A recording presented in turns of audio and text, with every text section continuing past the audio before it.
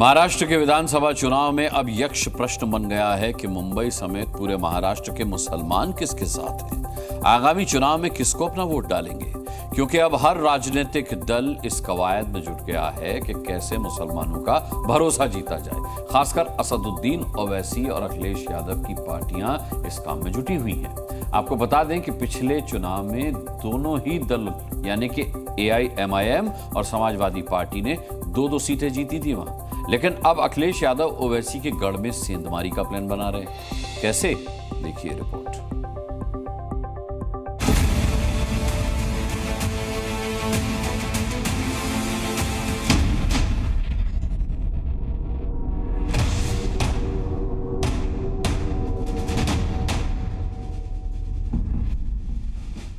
मुसलमानों को बता रहा हूं, ख्वाब गफलत से बेदार हो जाओ।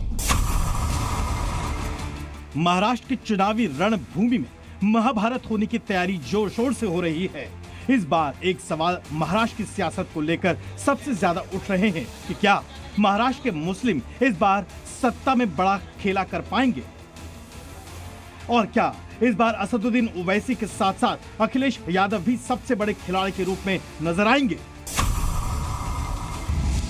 दरअसल इन दोनों ही कद्दावर नेताओं की नजर महाराष्ट्र के मुस्लिम वोटरों पर है। महाराष्ट्र में मुस्लिम समुदाय के वोटरों की आबादी करीब 12% है। राज्य में करीब 45 विधानसभा सीटें ऐसी हैं जहां मुस्लिम वोटर अहम हैं, जिसमें से मुंबई की भी एक सीट शामिल है। पिछले विधानसभा चुनाव में 10 मुस्लिम विधायक चुनाव जीते थे, जिसमें से 2 AIMIM और 2 समाजवादी पार्टी के विधायक बने थे। ऐसे में जब से मुस्लिम वोटरों को लेकर महाराष्ट्र में चर्चा होना शुरू हुई, तब से अखिलेश यादव और असदुद्दीन ओवैसी की ओर से खुद ही उनके नेता एक दूसरे से जुबानी जंग लड़ने उतर आए हैं।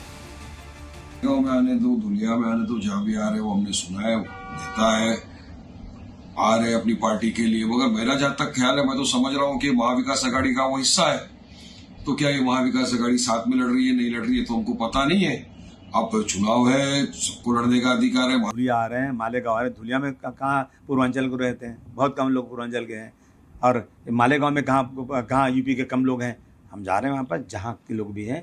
समाजवादी पार्टी दोनों सीटों पर प्रचार शुरू कर चुकी है। 18 तारीख को नासिक में आएंगे, शाम को 4 बजे, शाम को 6 बजे मीटिंग करेंगे मालेगांव में, दूसरे दिन 11-12 बजे धुलिया में मीटिंग करेंगे, फिर वापस जाएंगे। आपको बता दें कि महाराष्ट्र के उत्तरी कोंकण, खानदेश, मराठावाड़, मुंबई और पश्चिमी विदर्भ में मुसलमान मतदाता राजनीतिक दलों का सियासी भविष्य बनाने और बिगाड़ने की ताकत रखते हैं। अखिलेश यादव लगातार महाराष्ट्र का दौरा कर रहे हैं और उनके ज्यादातर कार्यक्रम मालेगांव और धुले इलाके में हैं, जिसे असदुद्दीन ओवैसी की गहरी पैठ वाला इलाका माना जाता है। वैसे बीजेपी ऐसे किसी गणित पर भरोसा नहीं कर रही। MIM मजलिस-ए-इत्तेहादुल मुस्लिमीन है, सिर्फ मुसलमानों के इत्तेहाद के लिए बनाई गई मजलिस है। उसी तरह से समाजवादी पार्टी भी इस्लामवादी पार्टी है।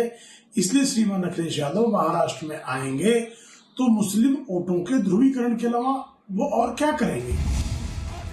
राजनीति के जानकारों के मुताबिक महाराष्ट्र के मैदान में दोनों का दम भरने से कुछ खास फर्क नहीं पड़ता। जानकारों के मुताबिक लोकसभा चुनाव में पूरे मुस्लिम मोदी को हराने के लिए एक साथ थे।